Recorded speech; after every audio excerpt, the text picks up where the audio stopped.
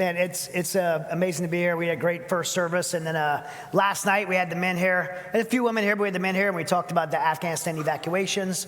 And I'll kind of reference it a little bit at the end, but kind of illustrating the book, Saving Aziz. And then today's kind of this morning is my testimony, kind of the work up to it all. But it's really a privilege to be here on 4th of July. It's one of my favorite days of the year. I'm a very proud, patriotic American. And I don't know if everybody takes a moment enough to realize how special it is to be in this country. If you look back at the history of the world, there's never been a nation in all of history that has the independence and freedom that we're celebrating here in 250 years in America.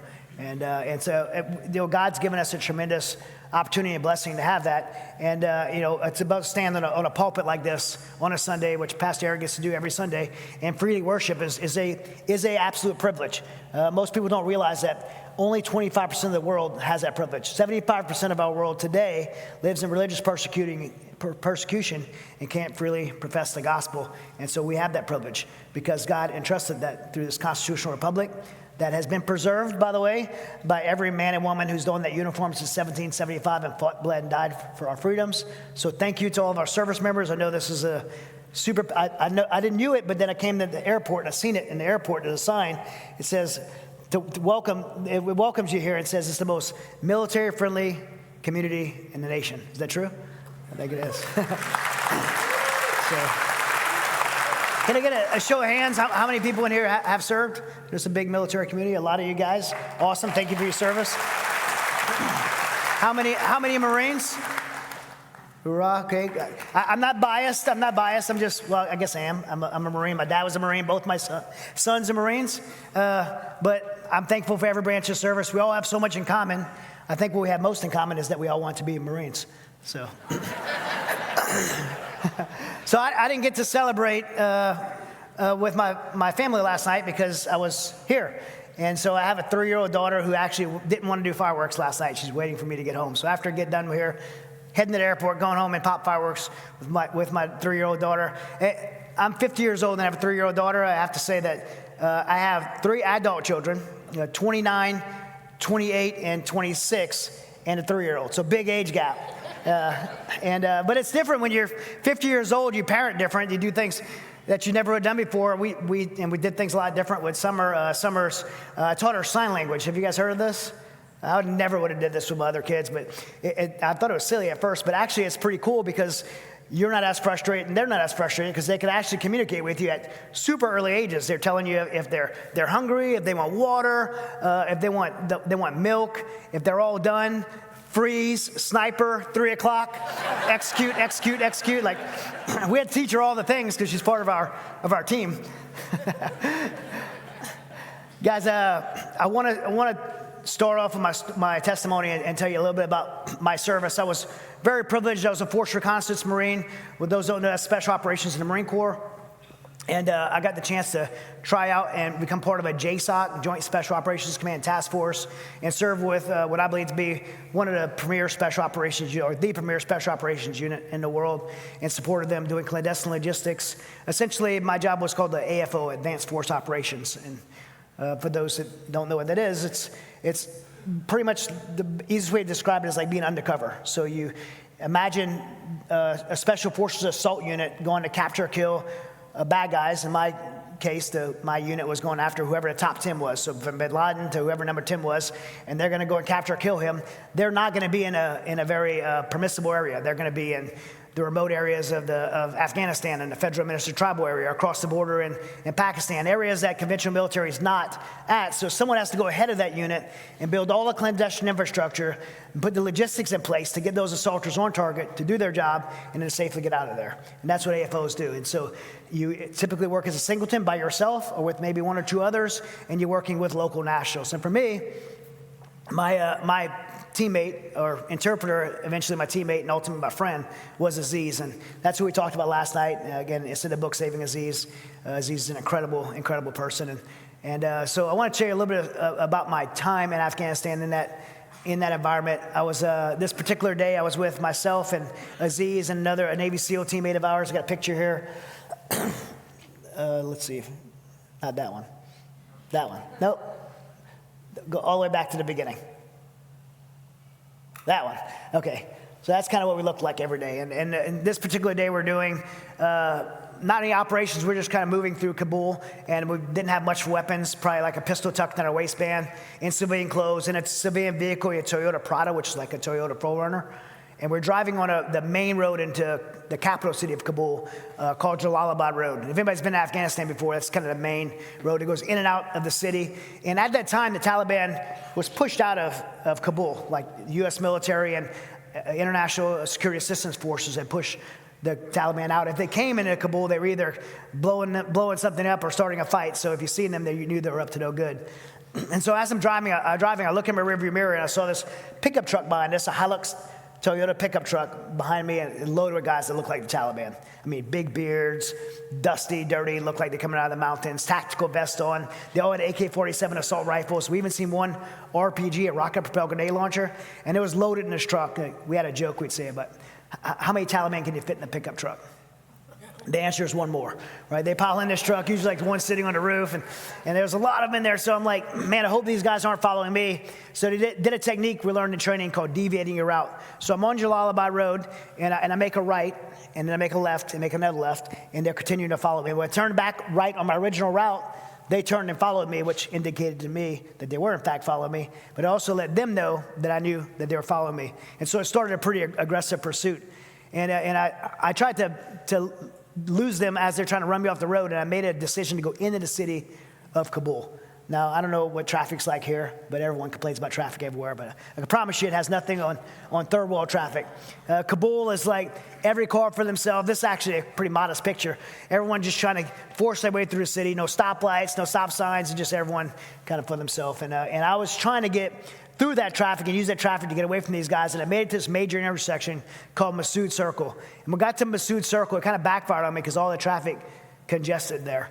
And I was trying to squeeze my way through. I remember like even going fender to fender, rubbing against cars, trying to force my way through. And there's a little pathway I was trying to get out of that intersection. And somehow that truck got around that traffic in front of me about 20 yards and roadblocked me in. I remember a few guys jumped out the back. Probably my most vivid memory was the passenger stepped out. You could tell he was in charge because he was like so calm. He even took the time to close his door behind him. And he turned to me, he had his AK-47 in one hand. In his other hand, he like made eye contact and gave me a hand signal to stop my vehicle. It's a really bad situation. We're outmanned, we're outgunned, and we're caught in this intersection. In my training experience, this is called being stuck on the X. The X is an ambush site. It's a kill zone. A couple of rules you learn in training about the X is rule number one, you have to be able to recognize that you're on the X. Right? You got to know you're in a bad situation. Rule number two, it's pretty easy. You have to get off the X. You have to move or something bad's going to happen. You can't stay there. And I'm so thankful for military training. Like, no matter what your job is in the military, you train to redundancy.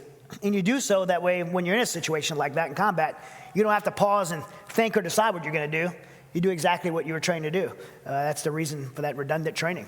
And every year I go to a place called Bill Scott Raceway in West Virginia, and we'd use your taxpayer money to have a blast, crashing cars, and we do like, literally we destroy a car, and a tow truck come pull it off and bring another one for us, and we destroy the car, doing reverse 180s and J-turns and just having a blast. And one of the training scenarios we'd do was a roadblock situation, just like I was on in Masood Circle, and learning how to ram that vehicle out of the way. And so when that happened to me, I did exactly what I was trained to do. I aimed my vehicle towards theirs, I hit the gas, and probably one of my favorite memories of Afghanistan is when I knocked that truck out of the way was seeing little Taliban guys fly through the air. A few of them jumped right before I hit it, but a few of them flew. It was kind of rewarding, and I'm getting off the intersection, leaving, and there was one more obstacle. There was like this 100-year-old policeman, looked sharp in his uniform. If you've ever been to a third world country, you know the traffic cops, they're like, their whole life is that intersection, and they're usually pretty proud of it. That was this guy. He's like, saw what was going on, and he started blowing his whistle at me. He's like, beep, beep, trying to stop me, and I was not stopping. I was getting out of there, so I was gonna run this guy over. So when he saw that I was gonna run him over, he jumped on my team, and I remember he blew his whistle and smiled at me and gave me a thumbs up, and actually saved the day. He's stopping cars, directing traffic, and even waved as I drove off. And guys, probably saved our life that day. And I'll say this, if we would have stopped the Masood Circle that day, if we would have stopped the X, we would have put up a heck of a fight. But the truth is, we likely would have been killed or taken. And I'm here this morning to tell you, you don't have to go to Afghanistan or combat to find yourself an X. All of us in life are going to find ourselves in situations, we talked about it with the men last night, we're born into spiritual warfare. We're going to find ourselves in situations, hardships, essentially stuck on the X, and we have to choose whether we're going to stay there and die, either literally or metaphorically, or if we're going to recognize the situation, recognize that we're on the X, and make a decision to press forward. Now, we don't have to guess how to press forward because we have a good God who's left a kind of a handbook, an instruction manual of how to do that. And so if we tap into a relationship with him and read his word, then we'll have the perfect guidance and the perfect plan, egress plan of how to press forward. Luckily, God didn't just create us. He actually created us for a plan and purpose. Jeremiah 29:11 says, "For I know the plans I have for you, declares the Lord, plans to prosper you and not to harm you, plans to give you hope in the future." So regardless of what you're dealing with in your life, by the way, the Christian life isn't exempt of hardships. In fact, I'd say the opposite. The more I've pressed into my life as a Christian, the harder it's actually become because I'm engaging in frontline warfare. But it doesn't exempt us of hardships. But what it does say is that regardless of what we're going through, God is there for us, not to harm us, but to be for the good, and he has a plan and purpose for our life. And so if we could trust that and press forward, we know that we can always push ahead, no matter what X we find ourselves on in life. Now, it's easy to say that sitting here today. That hasn't always been the case in my life. Hadn't always recognized the times that I found myself on the X, and hadn't always made the decision to move forward. In fact, if I could fast forward a few years after that situation on Masood Circle, 8 deployments in Afghanistan, I found myself home dealing with debilitating panic attacks, anxiety, depression, and a real hopelessness in my life. And I was essentially on the X again. The problem this time is I didn't follow those 2 simple rules. I didn't want to admit my situation because of my pride or shame, so I couldn't recognize that I was on the X. And because I wouldn't recognize my situation, recognize I was on the X or admit it, then I couldn't follow rule number 2, which was to get off that X. I chose to stay there. Emphasize that I chose to stay there for a period of almost 3 years, and it almost cost me everything. My hardships probably didn't start in Afghanistan. I grew up in a very dysfunctional home. My father was the first Marine in our family. My family goes all the way back, World War I, World War II, Korea. My father being the first Marine as an infantryman in Vietnam, and then both my sons being Marines. My father came home from Vietnam, and he was a very broken person. And by the way, if we have any Vietnam veterans in here, I always make the point to say, welcome home to you. My generation got treated so much differently because of the lessons we learned in our country from the way we treated our Vietnam veterans, and my father being one of them. And he didn't have a Mighty Oaks program like my foundation runs today. He didn't have communities like this that knew how to treat our warriors coming home. And so he didn't get the help he needed. And he was a very angry man, a very violent man, lots of alcohol, women, just a very dysfunctional lifestyle. And he was very physically abusive. And I don't mean spankings with belts. Like, me and my brother were pretty rambunctious boys, so we probably deserved spankings and belts. But I mean fist-to-face physical abuse, and that's never okay. And so that's kind of home I grew up in. And being in southern Louisiana, very southern Louisiana, by the way, mud between your toes, going out playing military in the woods, in the swamps, and living outside. That was kind of how I grew up. And my brother and I were very close. So you grow up in a dysfunctional home like that, where there's physical abuse, the siblings become close. And we'd always talk about joining the military and a chance to escape that life and have a fresh start. And so I remember, we were watching this video. I was 13 years old and watching this video called Be Someone Special. And it was by these Navy SEALs, and this cover poster for it had this Navy SEAL. He's like in this dirty water. His face is painted green. He's got a boonie hat on and seaweed hanging off him. 2080 scuba tanks on his back. And he's coming out of the water with his rifle. He still had his regulator in his mouth and looked super cool. And I'm like, I want to do that. That's what I want to do. I want to be that person. But I don't want to be in the Navy. Nothing against the Navy. It was because my dad, like as dysfunctional as a human being as my dad was, the one thing that always made my dad so proud was the fact that he was a United States Marine. And I'm like, if it can make that guy happy, I want a piece of that. So I learned what's like a Navy SEAL in the Marine Corps, and I learned about reconnaissance Marines, Force Recon. I remember reading 3rd Force Recon, Vietnam, and ultimately ended up serving with that unit, which was amazing to be able to serve in a unit that I read about when I was a teenager. But I committed myself to running and swimming, and my brother and I did that for about a year. And running and swimming together, preparing. And after that tragedy hit my family, my brother was shot and killed. It was devastating to me personally. My mother couldn't handle the loss of a child, so she went and lived with her parents. My father couldn't deal with a grieving mother, so he moved overseas, and so I was left alone to live with at 15 years old, I was left alone to live with my sister, who was only 21 years old at the time. And I was trying to work and go to high school at the same time. I wasn't going to be able to pull it off. I was failing high school. And so I went to a Marine Corps recruiter 30-something years ago now. His name was Staff Sergeant Ronald Brown. I still remember his name 30 years later. Most people remember their recruiter's name because they hate him. I remember mine because I'm so thankful. Either he had a complete compassion for me, he needed to fill a quota. But for whatever reason, he was able to help me get in the Marine Corps with a letter we wrote together to Headquarters Marine Corps expressing my situation, and I was able to join at 17 without even a high school diploma. And I'm just so thankful for that opportunity that the Marine Corps gave to me. When young men and women in our country join the military, it's an amazing opportunity for them, and it's incredible. A lot of people don't realize that only 0.5% of our population currently serve. That's incredible. It's something we should be incredibly proud of, every man and woman that do serve, and thankful for. But when we do, it's a chance to leave where we're coming from and have our own kind of beginning. It's a kind of launching point. And when every branch is different, but when you go to Marine Corps boot camp, they paint yellow footprints on the ground. You know, it's the historic yellow footprints from Marine Corps boot camp, because people are yelling at you. It's chaotic. You're scared, like you don't know what's going on, so you don't even know where to stand. So these yellow footprints, you can stand exactly where you're supposed to stand in a formation, and you're able to stand on those yellow footprints and commit your oath to your country, to defend this nation against all enemies, foreign and domestic, and you make this commitment. And at that point, when you stand in these yellow footprints, and it's an incredible thing. And I get the chance right now. I've spoken over 600,000 now active duty troops around the world on bases on the topic of resiliency. One of my favorite places is going to Marine Corps boot camp. For 10 years now, I've been able to go back and talk to them while they're there. And I can tell you from my own experience standing in those yellow footprints and all these young men and women, when you stand in those footprints, it doesn't matter where you came from. It doesn't matter if you're black, white, Asian, if you're rich, poor, if you grew up in a trailer park or a mansion or the ghetto, like none of that matters. When you stand in those yellow footprints, you get your own beginning. It doesn't matter who your daddy was, right? You get your own chance to move forward, and you can be successful with that, or you could fail. And it's just an incredible opportunity. And at that time in my life, I don't know why this young 17-year-old kid knew that I had to embrace that chance. I didn't feel like I had anything to go back to, and so I leaned in and I pursued the path to be a reconnaissance Marine, a goal that my brother and I set. A long road, but I made it. Became a recon Marine, and there's so many great jobs in the military, by the way. It's one thing a 20 years of war shows us, is that every job actually works together for the overall mission, regardless of you're an administrator, or a truck driver, or a mechanic, like whatever your job is. But for me, there was no more fitting job to what I wanted out of the military and my personality to being a reconnaissance Marine. I always wanted to scuba dive, like skydive out of airplanes from 35,000 feet with oxygen on and 5 of my best friends, and go find some group of bad guys and shoot them in the face. Like that was what I wanted to do. And I got everything I wanted out of the military. I got to go to every school, every training that I wanted to do, and ultimately got to actually get to do that job in combat. And so for me, it was very fulfilling.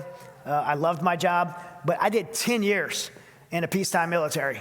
And that might sound like a good thing, but when you're training to do something, it could be like you're just chomping at the bit wanting to go to war. A lot of women will be like, I don't understand why men would want to go to war. Like, the only way I know to describe it is if you had like this really nice, like you bought this nice outfit, you get your hair done, your nails done, you get all made up to go out somewhere, but you don't have anywhere to go. Like, when you train like that, you want to go do something. And unfortunately for me, that came, and me and many of our service members, it came at the cost of 9/11. I remember September 11th, 2001. I think most of us in here, a lot of us in here, remember where we were and where we were when we seen those planes fly in those World Trade Center buildings. I remember sitting on a couch and watching. I was a sergeant at 3rd Force Recon Company, so I was in a special operations unit. And when the first plane hit the Tower 1, I remember thinking like, oh my gosh, same thing everyone else thought. What kind of moron drives an airplane in a giant building? You didn't see it? Like, as if we were trying to figure out what just happened. But when the second plane hit the second tower, everyone knew that it was on purpose. Regardless of what you believe and behind why it happened, we knew it was on purpose. And I knew that my life would never be the same. Like, the world just changed. My life's never going to be the same. And it hasn't been. And I can tell you that no one in the military that I knew was like, oh my gosh, we're going to war. The military was like extremely motivated. The country is motivated. You seen flags in every house the week after. But men and women were showing up at their units like, hey, what's up, sir? Like, let's go do this. I remember being at 3rd Force, like everyone went to the unit, like everyone thought they were going right away. And of course, the military doesn't work that way. We don't send the entire military to one place because something happened. Even the Special Operations Committee, only a few units are going to go. And so I was like chomping at the bit for took me like 2 years. And finally, I got my chance. And it was what I wanted to do, and I volunteered for it, and I got everything I asked for. But when I went to Afghanistan the first time, I didn't go with my unit. I went there to meet my unit because of my job, working in this AFO capacity. And when I landed at Bagram Air Force Base in the middle of Afghanistan, it was still pretty primitive base. They had these HESCO barrier walls around, which are these earth-filled barriers, and on top of it, there was concertina wire. And I remember when I first stepped on Afghan soil, a war zone for my first time ever. I wasn't a kid. I mean, I look back now, I was 29 years old, but I had a tremendous amount of experience, training, and life experience. I was very well trained for that job in that particular deployment. So I was very aware of what I was about to do, but just this reality hit of actually being in a war zone for the first time. And it's like everybody in their life will have these big moments, and you have this big buildup for a moment, and that moment arrives, and it's so surreal when it's there. And that was me. So I walked out to the edge of these HESCO barriers, and I just kind of take it all in. And I remember just thinking wow, this is real. I'm here in Afghanistan, and I'm in a war zone. I have all this training, and now I have a job to do. I remember thinking, on the other side of this HESCO barrier, out there in the dark somewhere, is the Taliban, the enemy. And over the next few months, they're going to try to kill me, and I'm going to try to kill them. That's the reality about what's going to happen. And am I ready to do what I came here to do? That's a very fair assessment and question. Am I ready to do my job that I'm here to do? It's kind of a moment to inventory yourself. In the military, we have these kind of 4 pillars of readiness. We call them the 4 pillars of resiliency, but they really have readiness too. If you're going to be ready, you better be resilient. They're mind, body, spirit, social. For me, if I would have checked all those, I would have said, yeah, check the box at all 4. Right? Mentally, I was motivated. I knew my job well. I had the right perspective. Physically, I'm in the best shape of my life. Socially, I'm with the best premier special operations unit in the world. Undoubtedly, in my opinion, that's where I was at. And then spiritually, I had the word Christian stamped on my dog tag. But if I look back now in inventory where I was, the chink in my armor was that spiritual pillar. I had this belief of this kind of bravado masculinity that faith and being tough couldn't coexist. Right? I believe that I had to be a warrior. I was going to have to be violent at times. I was going to have to, because of my job, I was going to have to be manipulative. And as AFO, I'm going to have to lie to people and manipulate people and put them in danger, not just bad people, but good people too. That's my job, so I'm going to have to do devious things. And again, I need to be capable of violence and all this stuff. So I couldn't be this person of faith, this meek, weak person of faith. I had to be a warrior. And so I chose to put my faith on a shelf, and I could do that maybe when I get older. But right now, I need to be this warrior. And I tell you, there's no bigger lie of the enemy in the spiritual battle that we're all in than that. That somehow convince believers, particularly, especially men, that we have to trade our masculinity for our Christianity. I have seen firsthand now that the most powerful warriors in the battlefield, the combat in the battlefield of life, are men of God. And I wish I knew that then, but because I didn't know that, I deliberately made a choice to put my faith on a shelf and figure, again, I could do that later on. And I believe that intentional and deliberate decision left a giant hole inside of me that over the following years I filled with hate and rage and anger and bitterness, and a real darkness kind of took over me. And it felt like that worked really well in the dark environment of Afghanistan because everyone else I was working with kind of was in the same position. The Afghans that I worked with, our teammates, they were in that same position, and it felt like we worked really well there. But 1, it's not necessary. And 2, it's not sustainable. And 3, you're ultimately not prepared and never going to be resilient without that strong, steadfast foundation, the relationship with your Creator. And I didn't have that. And so while it felt like it worked good in Afghanistan, 24 hours later I'd be home, and my family was excited to see me. It didn't take long for all the stress and that personality to manifest itself in creating a toxic environment at home. You guys don't know me. I'm just here as a guest speaker. But if you knew me, you know that I'm very capable of being violent. I've spent my whole life training to be violent and capable of but that's not my nature. I'm a very compassionate, kind person. I've just got a real gentle spirit. But that's kind of who I am. So my family was not used to seeing me just in uncontrolled anger outbursts. I'd come home, and within a few hours of being home, a few days, I'm like, yelling at them like a Marine Corps drill instructor. I'm slamming doors, punching holes in the wall, just acting like a complete lunatic, and just totally out of control. And again, they weren't used to that. And I'll share one example. I hate sharing it, but actually, probably the best one I'll give to illustrate it. My daughter was having a birthday party, and she was like 6 years old. She was so excited for her birthday party, and Dad was home from Afghanistan, and she didn't like the icing on her cake, something super simple. And I just lost my mind, and I picked up my little girl's birthday cake and threw it against the wall and destroyed my little girl's birthday. And just in that moment, I knew like I was out of control, and I'm like, what kind of person behaves that way? Like, what kind of dad does something like that? But I was like so like dug in to where I wouldn't admit my situation, that I would justify everything. I'm like, how could you be so disrespectful? Like, you don't know, like you worried about the icing on your birthday cake, but some little girl in Afghanistan's never gonna have a birthday cake. She's just worried about not getting killed or raped every day of the rest of her life, and you worried about the icing on the cake. So I just justify things that my little girl should never have to even think about, much less worry about, or try to balance in her life. And I should be one protecting her from that. And because I knew I was out of control, but I wouldn't admit my situation, I just chose to distance myself from my family and just stayed as busy as I could. I mean, I deployed as much as I could, and never dealt with that problem. Because I didn't deal with that anger problem, which I think was a foundational root, a foundational sign of that I had something going on, I didn't deal with that. That anger and frustration start to manifest as something I never thought in a million years that I would deal with. It started manifesting as anxiety symptoms. I'd have, my arms would go numb, my face would go numb. Sometimes I feel like my throat was swelling shut. I feel like I had a 1,000-pound weight on my chest, like I couldn't breathe at times. These are signs of panic attacks. I knew that if I told anyone in my unit that I was working with, they would have thought I was weak, because I would have thought the same thing of them. And so I kept it to myself and just pushed it down and figured it would pass. It didn't pass. It steadily got worse. There was moments in Afghanistan where I'm actually in combat environment doing difficult things that I need to be clear-minded for, and I'm having what's called disassociation, where you feel like your mind is separate from your body, you're almost seeing yourself like a video game, and I'm still trying to function in that capacity. We had a compromise happen in our operation. If you imagine, I said our operation was like this undercover type operation. One of our Afghans, a trusted Afghan, CIA trained in my team. I've slept on the side of a mountain with this guy before, and we've operated. He was an amazing operator.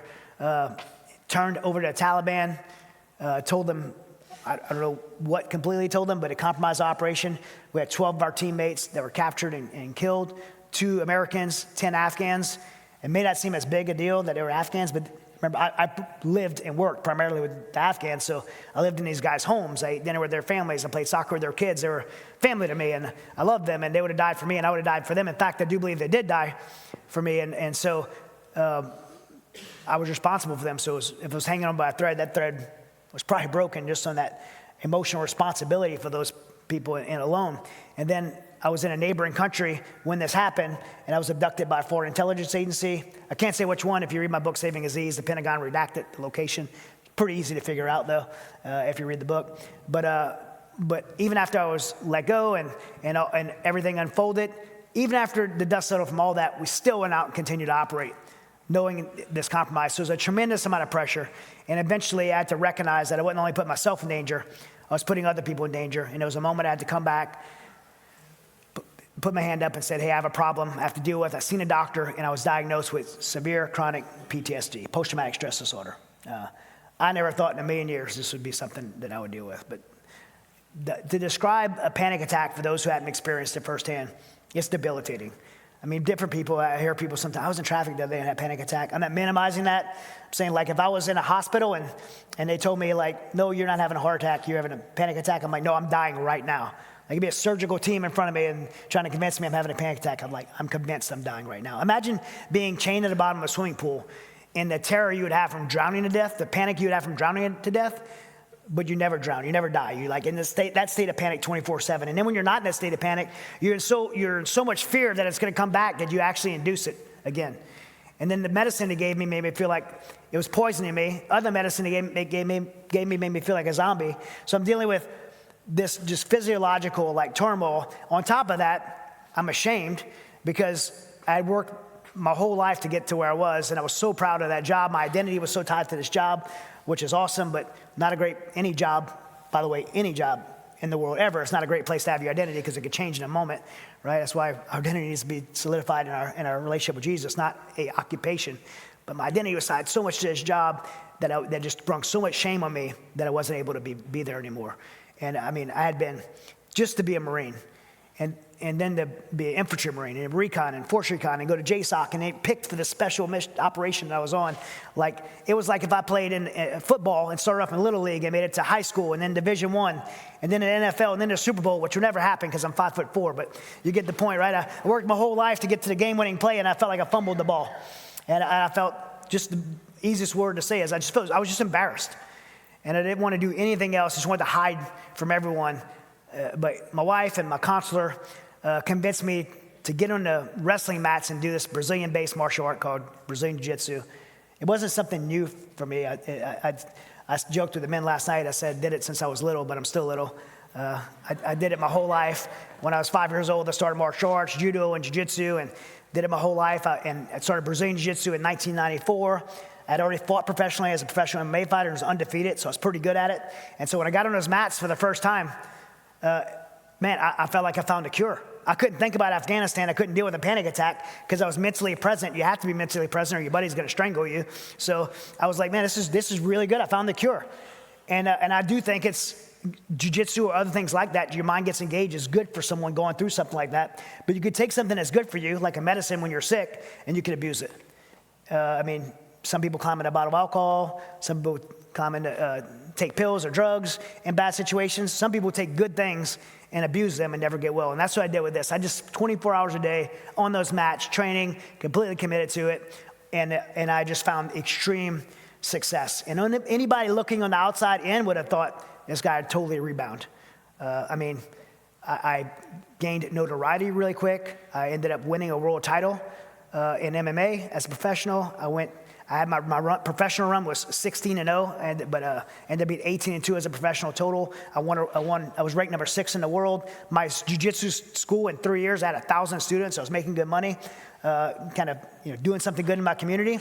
But underneath that false bravado of all that success and all those accolades in there, and this, again, good thing that I love this, by the way, was just still a very broken person. Now, I got to pause to say that I'm not bashing jiu-jitsu because I still love it. I train every day that I have. I'm not traveling. Even when I'm traveling, sometimes I train jiu-jitsu. I'm about to get my 5th degree black belt in the Carlson Gracie. It's a lifelong thing for me. I'll probably do it till the day I die. And it's really good for being in ministry because ministry is tough. Pastor Eric will tell you, ministry is great if it wasn't for people. Like, you guys are the problem.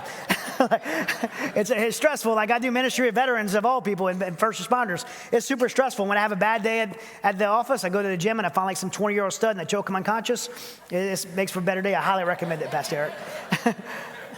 But I took this good thing for me and it never got well. And after about 3 years, it all came crashing down for me. I ended up separating from my family. I had this big fight on Showtime. I was 15-0 at the time, fighting this kid Humberto de Leon. It was live on Showtime in front of 10,000 people in a Toyota Center in Houston, Texas. I remember winning, my hands raised, and like I was separated from my family for like 3 months at a time.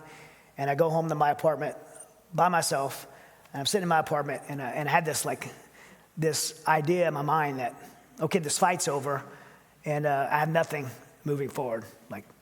And I had started looking at all my situation, all the chaos in my life, and I looked at people I blamed. My dad from my childhood, people in the Marine Corps, the anger of loss of friends, and Kathy, for never understanding my situation as a spouse. Like, I was just mad at everyone, and I'm like, you know what? All that people I'm mad at, the common denominator in all those problems is me. Like, I'm the center of the problems. I'm the problem. And if I remove myself from the situation, everyone I love and care about, their life's going to be better. And so this thought came over me that maybe my family would be sad without me, but they would be better off. Right? Maybe my family would be sad without me, but they'd be better off. And if you guys don't know, that same hopeless thought finds a home in the hearts of over 20 of our veterans every single day. There's tons of different reports out there. The VA says it's 17 now, which they don't count jumps and overdoses and car crashes, which is, that's the government grade known report card. And there's independent reports that say there's 60 a day by universities. Every nonprofit says it's 22 a day. I don't know what the number is, and I work in this space every day. But I can tell you that one is too many. One is too many for someone especially anyone, but someone to serve our nation, to say that, that I'm going to make a permanent decision to my temporary problems and drop a bomb in everyone's life around me. And that's where I was. I had a Glock 22 pistol, a 40 caliber pistol, and I'd sit in the closet of my apartment, and I put my family pictures on the floor around me, and I put that pistol to my head, and I tried to build the courage to pull that trigger. But every time I put that gun to my head, I had this overwhelming thought that would come over me of who's going to find me. Because someone's going to find you. Someone's going to hear the gunshot. You're not going to show up somewhere morbidly. You're going to start smelling. Like, eventually, someone's going to find you. And the only other person that had a key to my apartment at that time was my oldest son, Hunter. The thought of my kid finding me that way was enough to pump the brakes. There's a statistic out there that was popping in my mind that 1 in 3 children from a parent that commits suicide will do it as well. It's a generational thing. And so I would, even though I would stop, something would just draw me back to that moment of feeling like that was the answer. And I was in that closet with that pistol. I didn't have it to my head. I remember having it on the floor and her knock on my door. I wasn't going to answer it, but when I heard Kathy's voice announce herself, I kind of panicked. I hid the gun under a blanket, which she would have never came in there, but for whatever reason, my shame, I hid the gun under a blanket. It sounds twisted, but I actually ran to the door because I was so irate that she had interrupted me killing myself, and that I wanted to confront her. And I didn't invite her there, and I started yelling at her, and I just wanted her to leave, and she wouldn't leave. We were arguing, and in the middle of this argument, she asked me a question that saved my life, definitely radically changed my life. She's like, how could you do everything you've done? She saw me become a recon Marine. She saw me go through the schools and training and deployment workups, cutting weight for MMA, the discipline it takes to lose 35 pounds to cut weight for MMA fights. Like, she saw me do all that. She's like, how could you do all of that? When it comes to your family, when it comes to your health, you quit. And I don't know about the rest of the minute here, but there's no more soul-cutting word to me than to be called the quitter. And she was right. I quit in all the things that are most important in life. And it was time to make a decision to get back in the fight. And I did. I didn't know how I was going to get well, but I knew I needed to get well. I needed to make some hard decisions. But more importantly than anything else, I knew I couldn't do it alone. And I was trying to do everything on my own at that time. And obviously, it wasn't working out well. In my gym, I had everybody had told me everything I wanted to hear, and no one had told me what I needed to hear. I had no accountability. So I asked her, is there someone going to this church that she was going to that could help hold me accountable to this decision? And so I didn't care about her church. I didn't care about God. I didn't care about anything like that. I just wanted someone outside of my circle. And so I meet this guy named Steve Toth at a Starbucks coffee shop. He was just an elder on call at the church. He wasn't an MMA fighter or a military veteran. He owned a local pool company. And I meet him, and I had written a 5-paragraph order, for those not in the military, operations order of how it's going to fix my life. And it was really good, by the way. I was super proud of it. I slid it over to him like, hey, check it out. Show it to her. She's going to know I'm trying, and then everything's going to be fine. And he didn't even read it. He slides it back over to me without reading it. He taps on that paper. I remember being kind of offended that he didn't read it. And he taps on that paper. He says, if this plan doesn't have anything to do with your relationship with God, I'm not going to waste your time, and I'm not going to let you waste mine. That was exactly what I needed to hear. Because, look, I had tried all these things. I've been through the counseling, the therapy, on the medications. I had professional success. I had financial success. I rebuilt my own personal bravado of having this, going from a recon Marine to this cool MMA champion status. Some of those things are good and some of those things are bad, but none of those things have changed my situation. We have a saying at Mighty Oaks Foundation now that comes from this moment. If what you're doing isn't working, then why not try something different? Right? If what you're doing isn't working, why not try something different? So kind of what do I have to lose? So I made a decision to surrender my life to Jesus, honestly, very recklessly, because I didn't even really understand what that meant. But beyond the decision, Steve discipled me an entire year in biblical living. And what I discovered through that year of discipleship is that all the bad things that happened to me in my life, my childhood, losing friends. I remember losing Foster Harrington, who I served with for 10 years. He served in a wedding and was there when my kids were born. We did multiple units together, 10 years as friends. And when he first died in Alabama province, 2004, I remember just how mad it made me. All these bad things that happened to me. As bad as those things were, and I just shared some of those things today. As bad as those things were, those things did not lead me to be in that closet with a pistol in my hand. What led me there were the choices that I made in response to those things. And I had the ability now, through this discipleship, to have a blueprint to make better choices. It's really that simple. People say life doesn't come with a handbook. It actually does. We just don't read it, right? But if we'll read the handbook, maybe we have a blueprint to make better choices. Like that IKEA furniture, I remember back in the day, Kathy would go buy this furniture from IKEA, and she'd bring it to me, and to put it together, I don't read the instructions. I just tear off the box, and I put the box against the wall, look at the picture, and I put it together, and then it has like an extra piece of wood and like 2 extra bags of screws, and it's like wobbling around. I'm like, why didn't you go to a Pottery Barn? Like, this is junk. Well, she's like, you didn't read the instructions, right? You can't blame the furniture for being junk. Can't blame our lives for being a mess when we don't read the instructions, right? There's an old cliche thing, the Bible, B-I-B-L-E, basic instructions before leaving earth. It's a handbook. And if we read it and we actually apply that word in our life, we're going to end up in a good place. And that's just a fact. You might end up where you think you want to end up. It doesn't mean you're going to be exempt of hardship. You can end up exactly where you're supposed to be. So for me, I started becoming very intentional about that. Did I still have anxiety at times? Did I still get depressed? Did I still have hardships? Of course I did. I'm living in this broken world that we're in.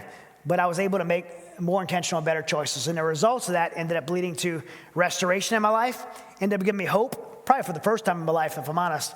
And ultimately, it gave me what we all seek in life, and that's purpose. Mark Twain has one of my favorite quotes. Says, the 2 most important days in a person's life are the day that they're born and the day that they find out why. For me, when Steve Toth introduced me to the life that I was created to live, I found out the why. It's wanting to be a recon Marine, as cool as that was. It's to share the experience I had, the hardships I had with others, and the path forward. There's a million ways in this world to get hurt. You don't have to go to Afghanistan. There's a million ways in this world to get hurt. But I believe there's only one way to get well, and that begins through a relationship with Jesus and applying his word to our life. It was like if I was dying of cancer and Steve Toth gave me the cure, I could not contain that truth to myself. I had to share it with others. And so God put a deep burden on my heart to pay forward what was done for me, the grace that I had, the path forward that I had. And so that manifested in the founding of Mighty Oaks Foundation, which has been 16 years now. And we do, and as I go around the country and get to speak, one of my favorite things about coming to a community like this and a church like this is knowing that there are veterans, first responders, active duty service members, spouses, people that are family members of the military community, is be able to share this as a resource to your community because Mighty Oaks Foundation has just been an amazing gift that God has entrusted me and our team with to bring a resource to all these problems that they have. And, the program is completely free. We do about $8 million a year by a grateful nation of donating to it, programming. And when I say it's free, it's we even pay for travel. So I want to make sure that everybody in here knows it, because even if you're not a veteran, first responder, a military service member, spouse, if you know that as a resource and you run into someone who's struggling one day, you know where to point them to. And so I'll give you a few things that we do at Mighty Oaks. One is, I think to go back a slide, this is speaking at some of the bases. And again, we've spoken to, I think it's well over 600,000 people now, troops around the world we get to speak at. So that's our main preventative side, speaking about spiritual resiliency. I go speak on the 4 pillars of resiliency, but I get to emphasize on the spiritual pillar of resiliency. Then the next slide is our legacy program, which is our recovery program. Go back one. That one, yep, that's a legacy program. We have 6 ranches around the country. We bring active duty service members, veterans, spouses, first responders to these camps, and it's a week-long intervention tied with ongoing aftercare. And a lot of graduates from that come back to their churches and lead a group in their churches tied to that. We provide all the resources for that. So we've had about 7,000 graduates from that resident program, and we have about 50 of those going all year. And we take the successes that faith-based solutions bring to the veteran community, and we bring them to DC. And I've testified probably over a dozen times before Congress to get legislation to bring faith-based programs to our veterans through the VA and through the Department of War to our active duty troops and active duty service members. And it's just been an incredible thing because I bash the VA a lot. If you watch me in the news and Fox, you bash the VA a lot. But the truth is the VA does a really good job of dealing with like physical wounds like burns and mental health and stuff like that. They do a really good job of that. So why do they still get the bad rap? Why do they still have the veteran suicide crisis? Because they're never going to do what we could do. They're never going to do what this church could do in the community through introducing people to a relationship with Jesus. Like you could heal someone's mind and could heal someone's body, but until you heal someone's soul, they're never truly going to be well. And the VA and the government will never do that. And we should never trust them to do that.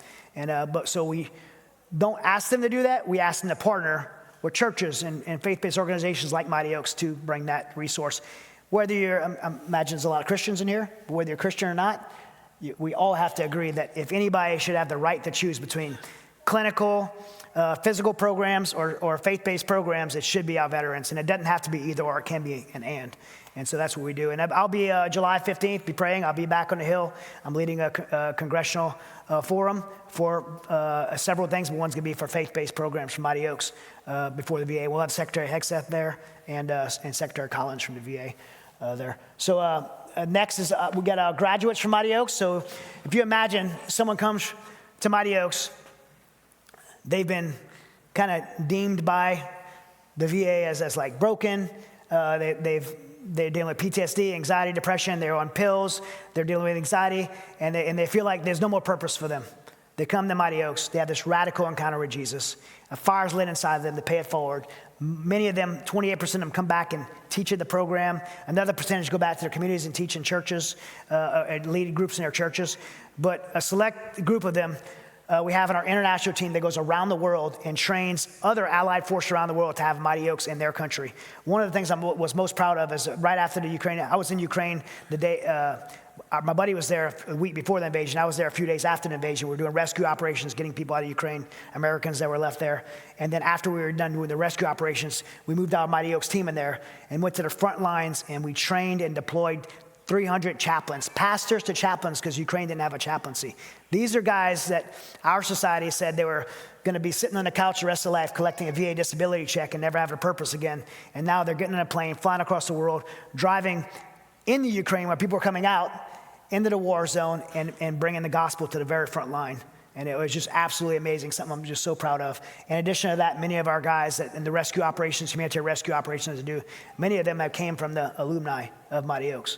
It's been an absolutely incredible thing to witness, and it's something that as I go around the road, I want to make sure pastors and churches know that it's not my organization, it's for all of you guys. And look, it's amazing what could happen in each person's life if we look at our own circumstance, our own situation, and we find ourselves on the X, and we recognize our situation, and we decide we're going to move forward off the X, but not just moving forward, but move forward into the life that God has intended for us, the plan and purpose he has for us, and see what God will do. Mighty Oaks is the story of one person falling down, and then some people came and helped that person up, me, turned around and helped the next person, and that person turned around and helped the next person, and on for 16 years, and over 500,000 people have done. That's not my story, that's not Mighty Oaks' story. That's the story that God has called us to through the method of discipleship, through the body of Christ, and it's all of our stories that we can be part of. Pastor Eric, thank you so much for having me here. Happy 4th of July, everyone. Happy Independence Day. I hope you guys enjoy. And hey, the weekend's not over. If you still have your fingers, you still have a chance. God bless you guys. I have a QR code. Thank you. Thank you so much.